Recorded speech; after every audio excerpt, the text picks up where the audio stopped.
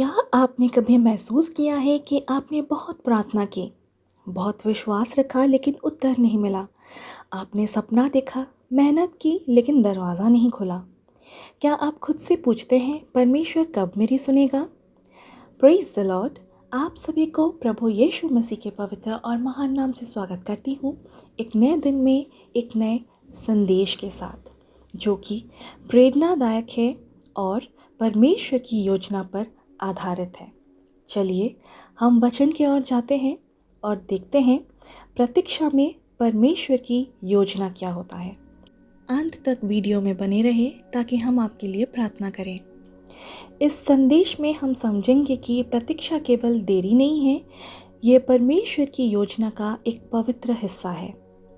परमेश्वर की प्रतीक्षा यानी विश्वास की परीक्षा। यशाया 40 उसके 31वें वचन कहता है, परंतु जो यहोवा की आशा रखते हैं वे नया बल प्राप्त करेंगे। वे उकावे के समान उड़ेंगे, वे दौड़ेंगे और थकेंगे नहीं, वे चलेंगे और मूर्छित ना होंगे। Praise the Lord, hallelujah. ये वचन सिखाता है कि प्रतीक्षा करने वाले कमज़ोर नहीं होते, वे बलवान होते हैं। जैसे एक सैनिक प्रशिक्षण के दौरान थकता है, वैसे ही विश्वास की परीक्षा हमारी आत्मा को मजबूत करती है। उदाहरण, यूसुफ को बचपन में सपना मिला कि वो एक महान व्यक्ति बनेगा, लेकिन फिर क्या हुआ? उसे उसके भाइयों ने बेच डाला। वो मिस्र में गुलाम बना और जेल में डाला गया। फिर भी उसने परमेश्वर में भरोसा रखा और 13 साल बाद वो मिस्र का प्रधानमंत्री बना। क्या ही धन्य है वे प्रभु परमेश्वर। प्रतीक्षा ने उसे योग्य और नम्र बनाया। प्रतीक्षा परमेश्वर की तैयारी है। शुभोपदेशक 3:1 में वचन कहता है, हर बात का एक अवसर और हर काम का एक समय होता है।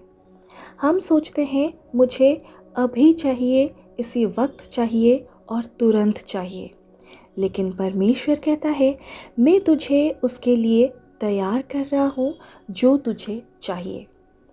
उदाहरण, हन्ना, पहला शमूएल 1। हन्ना बांझ थी, यानी उसके कोख खाली थे, कोई बच्चे नहीं थे उसके। सालों तक कोई उत्तर नहीं मिला, लेकिन उसने हार नहीं मानी। वह रोती रही, प्रार्थना करती रही, विश्वास रखती रही, और फिर परमेश्वर ने उसे शमूएल जैसा महान भविष्यवक्ता दिया।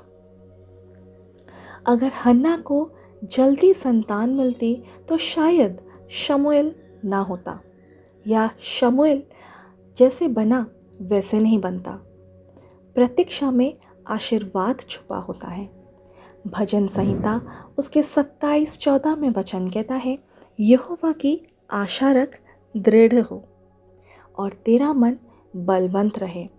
हाँ, यहोवा की ही आशा रख। प्रतीक्षा में हम सीखते हैं संयम, नम्रता, आत्म अनुशासन, परमेश्वर पर संपूर्ण भरोसा। व्यक्तिगत उदाहरण, कल्पना कीजिए एक लड़की जो शादी के लिए प्रार्थना कर रही है। सालों तक उसे कोई सही व्यक्ति नहीं मिल रहा है।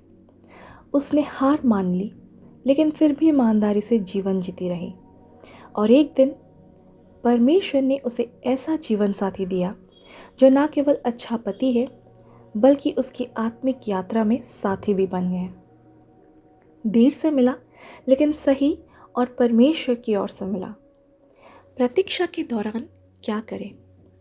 प्रार्थना करते रहे। पहला थिस्सलुनीकियों 5:17 बताता है, निरंतर प्रार्थना करते रहो। दूसरा, परमेश्वर के वचन में गहराई से जाए। प्रतीक्षा का समय आत्मिक अध्ययन का समय होता है। दूसरों की सेवा करें।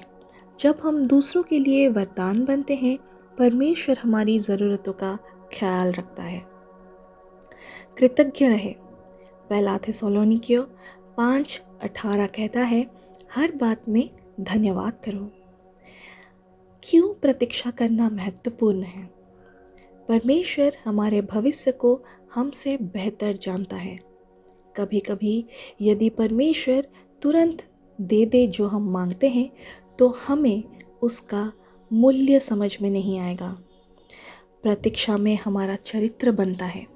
प्रतीक्षा परमेश्वर के समय को स्वीकार करने का फल है और कला है। याद रखें, देरी इनकार नहीं है।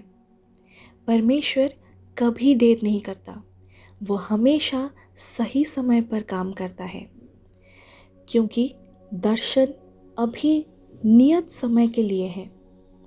वो अंत में सचमुच घटेगा और झूठा ना ठहरेगा। यदि वो विलंब करे तो तू उसकी बाट जोता, क्योंकि वो अवश्य पूरा होगा और देर ना होगा। Praise the Lord. ये लिखा है हबक्कुक उसका 2 अध्याय 3 पद में। हम प्रार्थना कर सकते हैं हमारे अपेक्षा के दौरान। हे परमेश्वर, मैं तेरी प्रतीक्षा करता हूँ। मुझे धैर्य, समझदारी और विश्वास दे कि मैं तेरे समय का आदर कर सकूं। जब मैं तेरी योजना को ना समझ पाऊं, तब भी तुझ पर भरोसा करता रहूं। यीशु के नाम में आमीन। अगर ये वचन आज आपसे बात करी है तो निश्चित रूप से आप ये वचन अपने घर वाले, रिश्तेदार या दोस्त को भेज सकते हैं, उत्साहित करने के लिए, जो कोई भी अभी प्रतीक्षा के समय में गुजर रहे हैं, उनको आशा और बल देने के लिए। Praise the Lord, hallelujah, amen.